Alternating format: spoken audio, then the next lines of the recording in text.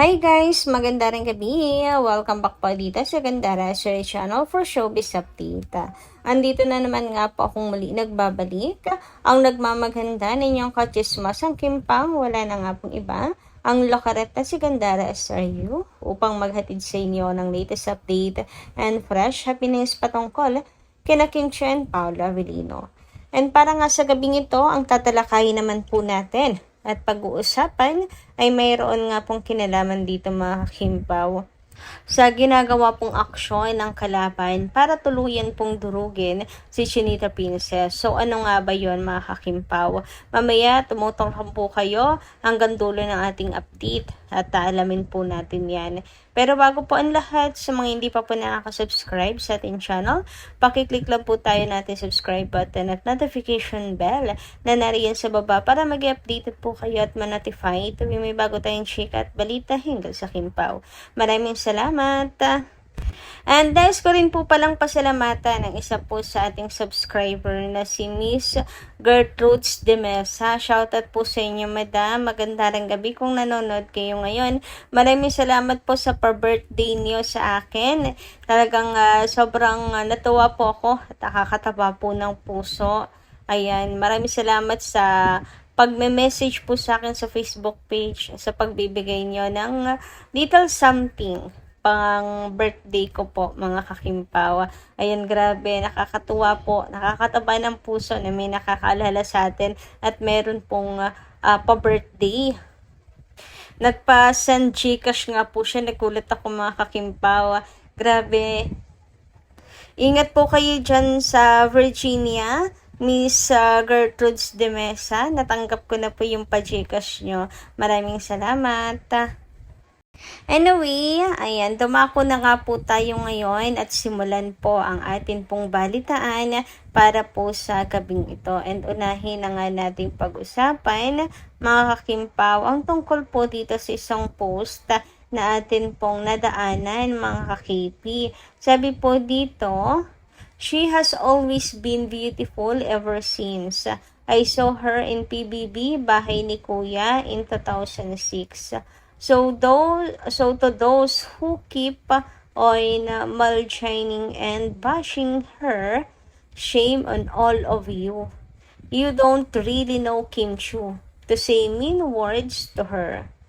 She won't be loved and admired by all the people in the industry and by her solid supporter if she isn't a natural person. No hypocrisy, always grateful, beautiful even before and until now, charitable, respectful, loving, and most of all, trustworthy and respectful to all kinds of people. There's no mean bones in her. She's always willing to learn. She doesn't brag.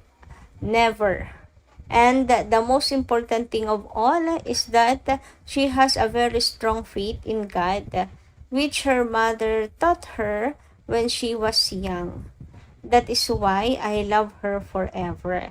So, ayan po ang komento ng mga defenders ni Chinita Princess para po sa lahat ng mga bashers na hinahamak po si Kim Chiu, na para bang si Kim na ang pinakamasamang tao sa mundo kung kanila pong kuyugin at pagkaisahan, mga Kakimpaw.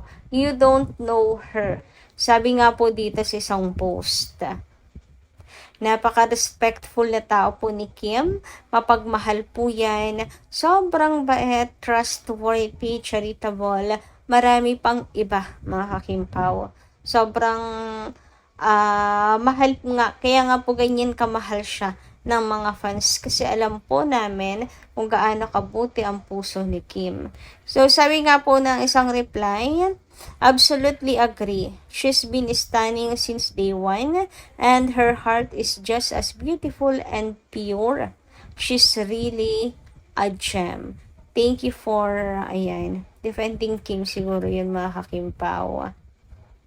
Totoo naman kasi talaga, hindi nila kilala si Chinita Princess. Kaya wag po nilang masyado pong hinahamak, wag po silang magsasalita ng masasakit kay Kimi at wag nilang hinuhusgahan po agad ang buong pagkatao ni Kim Chiu dahil lang po sa isang pagkakamali na yon, mga kakimpaw. Actually, hindi naman nga mali si Kimi. It's just that mainit lang talaga po ang mata ng mga bashers, ng mga haters po sa kanya. Kaya ayan, diskitahan na naman nga po si Kim. Kapag may ginagawa pong mabuti si Kim, wala naman po silang pakialam. Kaya wala po silang alam kay Kim. Kasi kapag gumagawa ng mabuti si Kim, wala silang pake, hindi po pinapansin. Nakatuon po kasi sila kung kailan magkakamali si Kim Chiu. Tulad ngayon, diba? National news. Anyway, dumako naman po tayo sa next topic natin sa gabing ito, mga kakimpaw. And patungkol nga po ito sa competition. At meron na pong silang ginawang competition kay Raisa and Kim Chiu, mga kakimpaw. Ito po ay kanilang pamamaraan, mga kakimpaw, para po durugin ng husto si Kimi. So, nakalagay dito, sino ang bias mo? Competition, Raisa May versus Kim Chiu. Ba't ginagamit na po talaga for engagement ng mga Facebook page ang issue na to? Ang dami na pong nakikisakay, ang dami na pong nagpo-post for engagement kasi nga trending nga naman, viral nga naman, mga kakimpaw. So mapakikinabangan po nila yan for the engagement para maboost po yung kanilang account. And sabi nga po ng mga kimpaw lang, just don't engage sa mga ganito, mga kakimpaw. Block na daw po agad, wag na pong pansinin kasi ginagamit lang po nila ang issue para hindi daw po mamatay, para daw po manatili na pinag-uusapan sa social media. Kasi ang goal po ay para durugin talaga si Kim, mahila na ng tuluyan pababa. Dami kasi mga blessings sa buhay ni Chinita Princess, kaya talagang desidido at saka desperado, mga kakimpaw, na hilahin po pababa si Kim. Ang dami na kasi nilang sinupukan na paraan, mga kakimpaw. So ngayon, nakatsyempo po sila na isang malaking oportunidad para mahila si Kim pababa. Kasi ang mga netizens talagang kinagat din, mga kakimpaw. Ito pong kanila pong pakulong na yan. Pinalaki talaga nila yung issue, mga kakimpaw. Ginamit po ang Dabricans para papagtulong-tulungan na nga po si Kimi.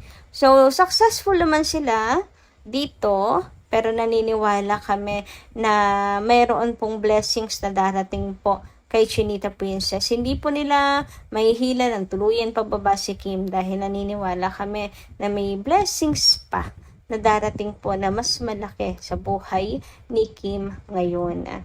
Dahil siya daw pinuputakti siya ngayon ng mga haters at saka bashers Alam niyo naman kung sino po yung pilit hinihila pababa ng masasamang tao, ay siya pong inaangat po ng Panginoon.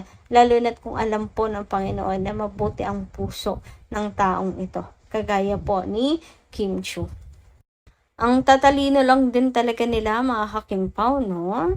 Bigay na natin sa kanila yan. Yes, may napakatalino na itong naisip nilang ito, mga kakimpaw.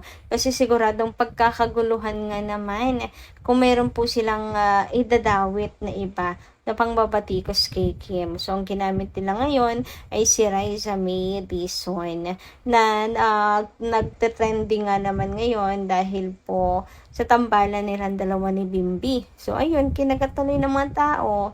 Sigurado nga naman na pagkakaguluhan yon, mga kakimpaw. Anyway, dumako naman nga po tayo dito sa na po ni Kimi. Pagsarado na, mga kakimpaw, sa usapin pong baka may bumalik.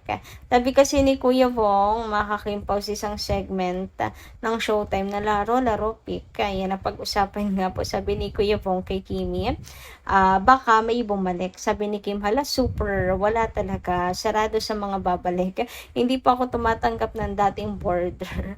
Tinuldukan niya. Period. No erase. O yan, napakalinaw, mga kakimpaw. tinuldo ka na agad ni Chinita Princess. Kung sakaling meron pong babalik, ay wag na pong magbaka sakali. Wag na pong ituloy dahil sobrang sarado ang pintuan ni Kim Chiu. Nakakandado pa nga mga kakimpaw para siguradong wala pong makabalik. Hindi po si Kim tumatanggap ng ayun nga dating border. Sabi ni Chinita Princess. So malinaw ay na po. Kaya sa mga nangangamba dyan, kasi kinukulit nga daw po si Kimi ng mga Kimeral fans na ayan na magbalik tambalan. Huwag po kayong mag-alala kasi wala pong mangyayaring balik tambalan, wala pong mangyayaring balikan mga kakimpaw. Kasi si Kim Chiu na mismo po yung umaayaw and alam na po ng management yon, alam na yun ng handler ni Kimi, alam na po yan ni Paolo Avellino, alam na po ng ABS-CBN yan. Kaya hindi na rin po sila magtatangka, napaka-open ni Kimi hinggil dito, no relapse, na walang balikan, pasispas na. Ayaw na talagang pag-usapan din ni Chinita Princess. Masaya na rin naman kasi ang puso niya ngayon. So bakit pa kailangan mangambala, diba mga kahimpaw? Ang ganda na ng buhay ngayon ni Kimi kasama ang bagong nagpapatibok ng kanyang puso, mga kakimpaw. Kaya naman na hashtag Team Panatag lang po tayong lahat. So yun lang po muna guys ang ating update para po sa gabing ito. Maraming salamat po sa pakikinig. Kita-kits po muli sa mga susunod natin chika. Maraming salamat. Ingat po palagi.